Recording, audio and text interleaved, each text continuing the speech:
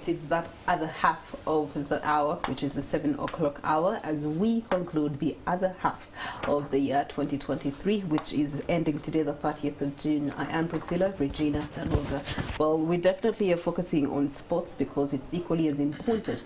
And Friday's edition, we're going to be taking note of using sport in community transformation, which is very paramount. It's something that we look forward to. But Football Nations Corporate League is a recommended football entity by FUFA. It's also registered by the URSB, and the league tends to empower youth, that is through talent development, mindset change towards development goals. And the CEO of the Football Nations Corporate League is here with us this morning to tell us more about the league, its impact in community development and transformation. His name is Martin Ayebare, but allow me call him Martinez. Good morning to you, Mr. Ayebare. Good morning, Priscilla. And how are you? I'm okay. It's a pleasure to be here, and thank you for the opportunity. Well, thank you so much for what you're doing to the community, especially for our young people. Now, let's start with understanding Football Nations Corporate League. Those are so many words, and they're big words. I'm pretty sure they each mean something, and they were intentional. Tell us more about that. Thank you so much. Football Nations Corporate League, like you said, is a football entity, very well registered with the URSB, and recommended by FUFA to do all the sporting activities in Uganda. We thought of this idea basically to see how we can create an impact and a change in our lives, in our communities. You asked about the name. It is the Football Nations Corporate League. Football is a sport that we shall be using majorly. However much at some later stage we shall involve in other disciplines, but for now we are into football so much. Then nation means basically it is for everyone, not specific to a particular nation of people. Maybe talk about the northern region or the eastern region or the southern region, but basically for everyone. Then corporate, we were targeting these corporate entities that work Monday to Friday and have no time to come out and do any exercise. So we wanted to always organize. Yeah, I'm guilty. Monday to Friday, I could use some sport. So we wanted to get these people who are full-time in office and have no time to really come out to practice or exercise. So that's how the corporate name came in. Then the league is basically just like any other league. And since inception of this league, what has been the transformation that you testify to? So far we have already conducted about 4 charity events. We had one in Chewando. We had a one called the Salongo, whose business was really down because of COVID, and all he needed was 300K to revamp the business. That 300 sounds a bit little to a certain corporate class, but so much to people. It's pocket change. Exactly. People are going to spend it our people, in one night on drinks. Exactly. Just morning breakfast, 300 is spent to a certain group, but this 300 can make a very big difference in someone's life. So we went to his home, and we managed to get a friend who gave us the 300, and then we gave it to him, and thank God his business was back, and I think now he's looking after his kids. So this is how we transform the societies, how we create the impact. Okay. And this is from the money that you collect from the league that has run? Exactly. That by then, we had just started. We got the money from friends. I have a few friends who have the 300 that do not know this category. So what we do is basically to bridge the gap between the haves and the haves not. Exactly. Okay. Yes. All right. Talk to us about the other social corporate responsibility things that you've done. I know that you've been to the slums of Kamucha. Exactly. You've done another project in Gayaza. Exactly. After Chevando, Mr. Salongo, we went to Waise. There's a school called Outspan School. We managed to get pads for all the girls in the school, ranging from P1 to P7, so long as you're in that age bracket where you need the pads. We managed to do that. That was in Waise. Then in Kamocha, we read a story actually from NTV, whereby the girls in Kamocha were using old newspapers as pads. Yeah. That was so much touching that we couldn't wait to just jump in and see what we can do.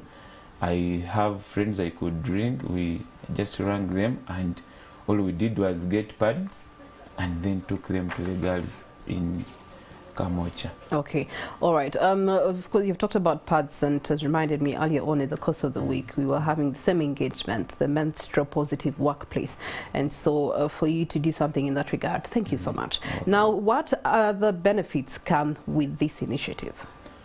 Just like I told you, the benefits are not to us, but all we want to see is the final, I might call the final group, the final consumer, that we have a problem in our society. All we do is to be part of the solution.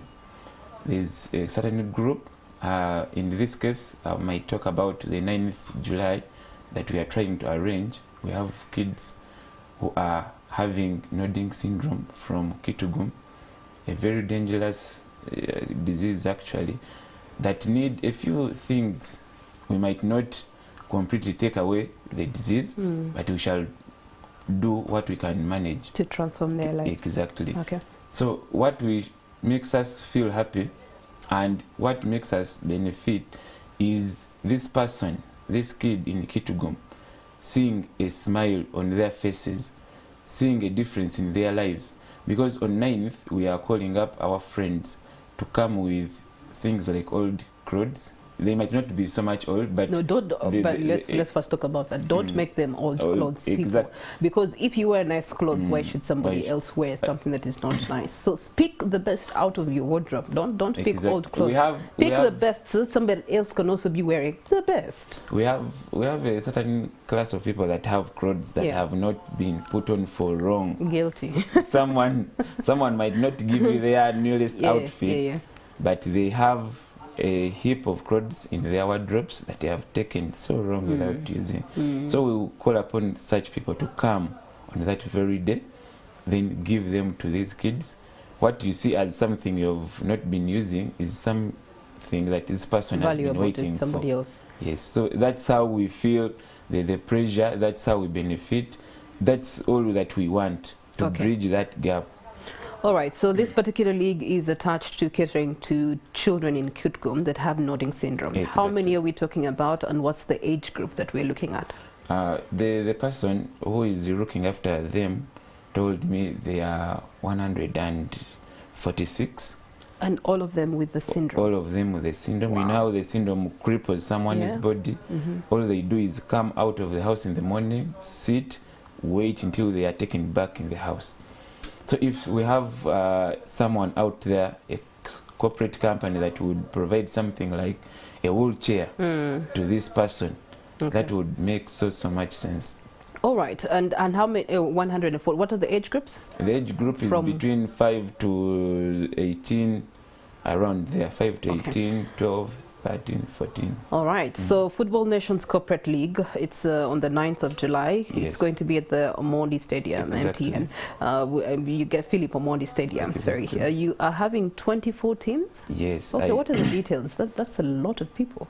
The moment I got a call from Kitugum, I was called after. Initially, we had a game in March at Philip Omondi, where we are running to support kids from Katalemwa. It's in Gayaza. They are also disabled. So I called a few friends. I have a team that I work with. So we managed to pull up that game, and people came and supported. So, of course, social media came, pictures moved, and we are called from Kitugum that there's a certain group here. We have seen you do this and this. Can you please also give us a chance and help us? Then we said, okay, let's see what you can do. I thought of an idea of creating the 20 teams. Initially, it was supposed to be 20. Then, thank God, people came on. They loved the idea. People are generous. They always want to help, but they always lack that person just to take up the initiative and the front.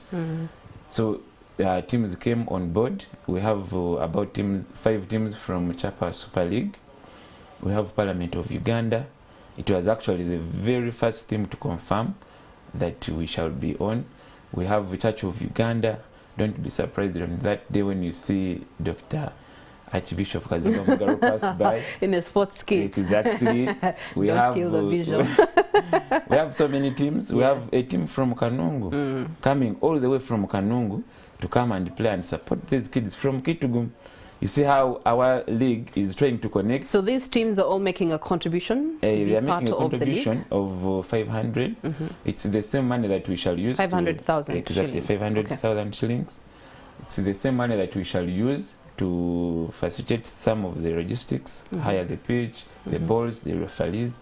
Then part of the money will be saved and kept for these victims, and we shall buy a few items to these victims that will be part of this humble cause. So when this is done and dusted, you have done your social corporate responsibility to the nodding syndrome children in Kitgum. What next?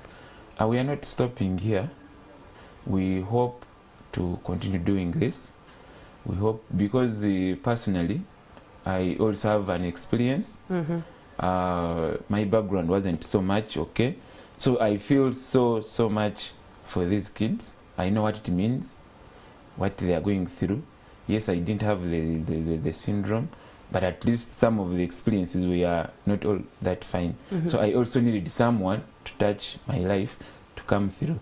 So if I get a chance and I get an avenue like sports using football, because football is a very powerful tool that can change our fundamental... Yeah, it honestly unites people that don't know each other. They'll go sit down and match and have a very good conversation. The very day you meet for a game, man, you don't want to ask what's your name. Yeah, just very get true. straight as if you've been together. Yeah. So the moment we done with this, we hope in the future to create we have big dreams.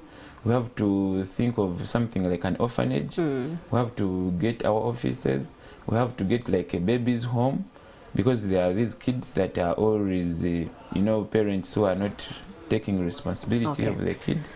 So we have big dreams apart from this. This is something I would call a short run, but we have the long run dreams. Your closing remarks? My closing remarks, first I would to appreciate you, appreciate the management for this opportunity, then call upon the corporate companies to come and support. We have corporate companies that are really producing all this that we need. We need pads, we need the dry food like rice. We have manufacturing industries here. If they would come and give us a hand, it would be the best. Then how do they get in touch with you? We have our social media platforms. We are at the Football Nation. It is on Instagram and Twitter. Then personally, Ayebare Martin all over Twitter, Instagram and Facebook. Then I would want to call upon the fans to also come, be with us 9th July, KCC. We are starting at 8 till 4 p.m. Then I really want to appreciate the teams that have confirmed: Parliament of Uganda, Chapa Super League. And I'm looking forward to being in one of those teams and competing there. And apart from only helping these victims, you come and associate. That's true. If you come... Thank you so much, Martin. There's definitely a lot of benefits that come with it. But come the 9th of July, the place to be is Philip Omondi Stadium, starting at 8 a.m.